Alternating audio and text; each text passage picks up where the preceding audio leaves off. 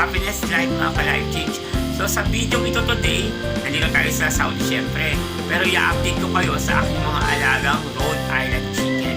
Alam nyo, ito yung sinasabi natin na magpundar or mag-invest. So nag-invest tayo ng maliit na quantity ng chicken, tapos inalagaan natin sila hanggang sa lumaki, hanggang sa magkaroon ng tamang age, at hanggang sa mapaitlog natin. At yung mga itlog na to ngayon is nagiging sisiw na din.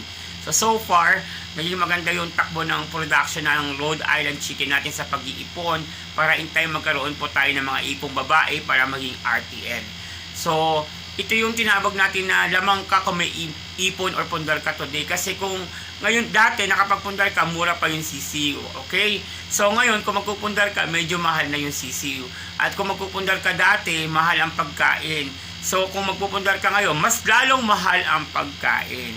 Okay guys? So hanggat meron kayong maliit na puhunan, subukan nyo guys na mag-start up sa maliit na bagay at hayaan nyo na mapalaki ito ng inyong katulong ang inyong pamilya, mga mahal sa buhay, at gamitin nyo ang inyong space para kung sa ganoon magkaroon kayo ng tinatawag na wise na OFW, dapat may negosyo. So ito na ang update natin sa ating mga Rhode Island chicken. Pasok muna tayo sa ating tinatawag na intro. I hope you like it. Don't forget to click subscribe, click notification bell, i-on nyo na para updated kayo sa mga upload natin mga video na talaga naman ma-engage, ma-empower, ma-equip, ma-educate kayo sa reality ng buhay.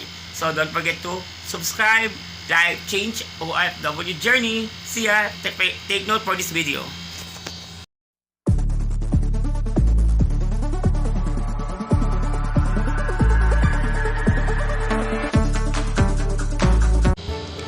Good day and happiness life mga ka-life change. So sa video ito, makikita nyo na naman ang ating update sa backyard Rhode Island chicken production natin. Ayan o, healthy ang ating mga Rhode Island red at mahogany. So kung makikita nyo, yung kulungan yan guys, gawa lang yan sa native. Dahil tatay ko yung gumawa niyan, sinisure namin na maganda yung kulungan nila, makakalipad sila pataas at makakalakad-lakad sa loob. Medyo malawak naman siya. Kaya comfortable ang ating mga manok, lumalaki sila ng mahusay. So ito yung guys yung nakikita nyo, ito na yung mga production ng Rhode Island red natin na mahogany. So yan yung mga anak ng aking mga inahin. Yes, naka third descendant at ngayon meron na tayong pang fourth descendants na nakapagpapisa ulit tayo ng 5 sa out of 10 na eggs. Kasi yung iba talaga hindi namin pinapatuloy, ginagawa muna namin mga ulam, yung ibang itlog. Kasi mahal din kasi yung patoka, talagang kailangan alagaan natin ang patoka sa mga vitamins ng ating mga manok. At sa pag-aalaga, kailangan kasi we are preparing makaipon ng mga babae kahit man lang mga 50 heads para magkaroon tayo ng RTL. Yes, yan ang pangarap namin, magkaroon ng mga egg browns production para sa pantindahan ba. And then yung iba nating mga manok is gagawin natin, ililipat natin sa ibang area sa Bataan. At yung iba naman is pwede na siyang gawing ulam. Kasi pwede na tayo magpalit ng mga barako kasi kung marami yung rooster, pwede rin tayo magbenta in time. So, yan yung libangan ng aking nanay at tatay. Kung makikita nyo, ayan yung mga manok ko. Oh. Ang lalakas, diba? At ang gaganda. Alagang-alaga, ayan ang nanay at tatay ko. Sa pagkain, sa pabahay, sa patubig, sa paglilinis. Talagang yan yung libangan nila. Ito, medyo maraming babae dito, guys. Yan. Yan yung third descendants. 10 yata o 11.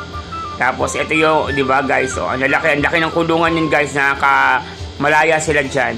Talagang take care, na alagang-alaga sila ng aking mga magulang. At yung nag-incubate pala ng mga eggs niyan is yung asawa ko at anak ko sa bahay namin sa kabila. So doon dinadala yung mga eggs, doon namin ini-incubate. Tapos pagka napisa na, nililipat namin dito sa maliit na backyard namin sa sa chicken poultry. Yan guys, oh.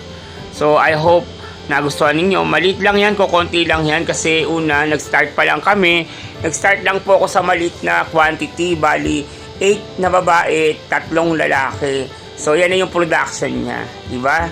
So hindi man tayo nakaka 100% sa pagpapapisa, pero at least kahit paano may nabubuhay talaga. May napipisa at may mapipisa talaga.